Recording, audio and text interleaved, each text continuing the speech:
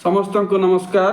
पुनर्बार आम गोटे पद पढ़ा और आलोचना करवा जे लोक मैंने कहती जीशुख्रीष्ट 3टा कंटा द्वारा मरागले आ से लोक कौन परमेश्वर से लोक परमेश्वर कि भिन्न भिन्न प्रकार मत दियंती किंतु बाइबल कौन कहे आ लोक मैंने कहती से प्रकृत ईश्वर कि ईश्वर एमती करें कि।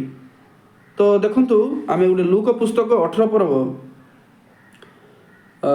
31-32 33-34 पर से द्वादश को अंतर करी से कहले देख आमे माने जेरूसालेम को यात्रा करुचु आउ भावादी द्वारा जे समस्त विषय लिखित अच्छी से समस्त मनुष्य पुत्रंक ठारे सफल हेब कारण से विजाति मानक हस्तरे समर्पित हेबे पुणी से माने ताहांको परिहास करिवे ताहांको प्रति अत्याचार करी ताहांको उपरे छेप पकाइबे ताहांको करड़ा मारी बध करिवे आउ तृतीय दिन रे से पुनरुत्थित हेबे किंतु से माने एही सब विषय किछि बुझिले नाही।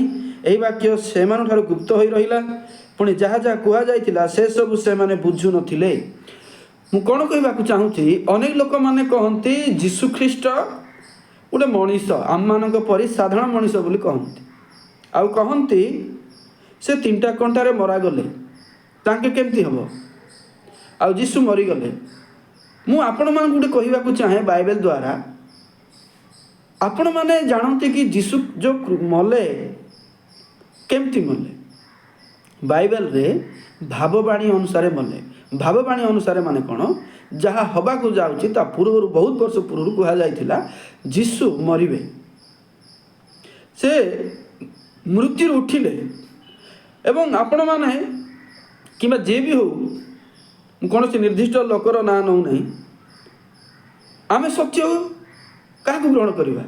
बाइबल रे शिक्षा अच्छी जीशु मरिकी 3 दिन पर उठिले कौन सी देवता उठी कि कौन सी व्यक्ति मृत्यु जय कर उठी कि देखो मृत्यु को जय जो करिक उठिले जीशुख्रीष्ट खाली सेतिके नुह मरिबा पूर्वर मध्य से कहिथिले मु मरिकी उठिबी ए मरिबाटा मध्य दुर्घटना बशत होई नाही ए 3टा कंटा 10टा कंटा सेटा मुख्य विषय नाही पापी मानक निमंते मरिबार योजना थिला परमेश्वरंकर तेणु जीशुर पर आसिले तेणु मरिकी उठिले एटा तो गोटे ज्वलंत साक्ष्य तापर गोटे मन रखिबार आवश्यक अछि मरिबा पूर्वर जीशु निजे कहिसंते ए जगह से विजाति हस्तरे समर्पित हेबे ए लोक माने तांको प्रति मारिबे छेप पकाइबे आउ तृतीय दिन रे से उठिबे लेखाई। एबे बड़ बड़ नेता माने कहंती डिबेट रे आमे सुनुचु जीशु परमेश्वर बोली हमकु प्रमाण करा आमे ग्रहण करिवु मु 100 थर 200 थर विकृत हेबा को चाहूची। अच्छा जीशु तो निजे कहिसंती मते मरा जीवो आ मु 3 दिन रहिबी एवं 3 दिन रु मु पुनरुत्थित हेबी लेखाई कि नहीं लेखाई। तेबे जीशु निजे मृत्यु विषय जानी कि नहीं जानी कौन पर मरा जीव ता भी जानी आ 3 दिन में उठी भी ताहा जानी तेबे परमेश्वर ए प्रकार ज्ञान यहाँ विश्वास योग्य नुहे कि ए परमेश्वर नुहति कि मले से परमेश्वर नुहति भावुंट कि मरिबा पूर्वर से कहते मु मरबी और उठिबी मरिकी उठला लोक किए अच्छी मरिकी किए उठी आउ जीशु मला पर स्वर्गारोहण कले हाँ मला पर जीशु स्वर्गारोहण कले 40 दिन पर स्वर्गारोहण कले कि लोक मैंने ए प्रकार गोटे मति भ्रमरे कहते 120 वर्ष पहुँचले कौटे लेखा अच्छे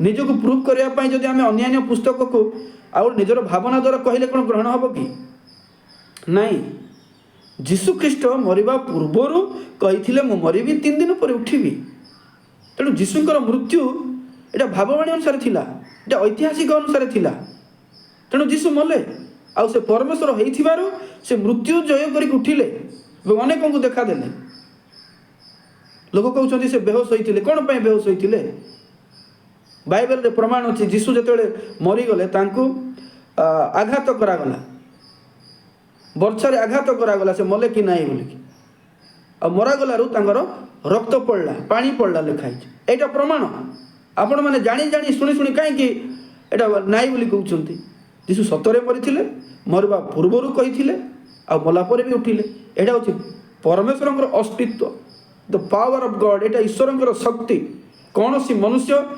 କୌଣସି ଦାନବ କୌଣସି ଲୋକ ଏଇଟା କରିପାରିବେ ନାହିଁ ଈଶ୍ୱରଙ୍କ ଛଡ଼ା। ଏବେ ଆମେ ଯଦି କହୁଛୁ ଯୀଶୁ 3ଟା କଣ୍ଟାରେ ମଲେ କେମିତି, ଅନ୍ୟମାନଙ୍କର ଦେବାଦେବୀ କେମିତି ମଲେ ତାଙ୍କ ବିଷୟ ଟିକେ ଧାରଣା ରଖିଲେ ହେବ ନାହିଁ? ଅନ୍ୟମାନଙ୍କୁ ଠେକା ମାରିବା ଅପେକ୍ଷା ନିଜକୁ ସଚେତନ କଲେ ହେବ ନାହିଁ? ନିଶ୍ଚିତ ଭାବରେ ହେବ। ତେଣୁ ଯୀଶୁ ଯେଉଁ ମରିକି ଉଠିଲେ ବାଇବେଲରେ ପ୍ରମାଣ ଅଛି। କ'ଣ ପାଇଁ ମଲେ, କ'ଣ ପାଇଁ ଉଠିଲେ? ଗୋଟେ ପଦ ପଢ଼ିବି, ରୋମୀ 4:25।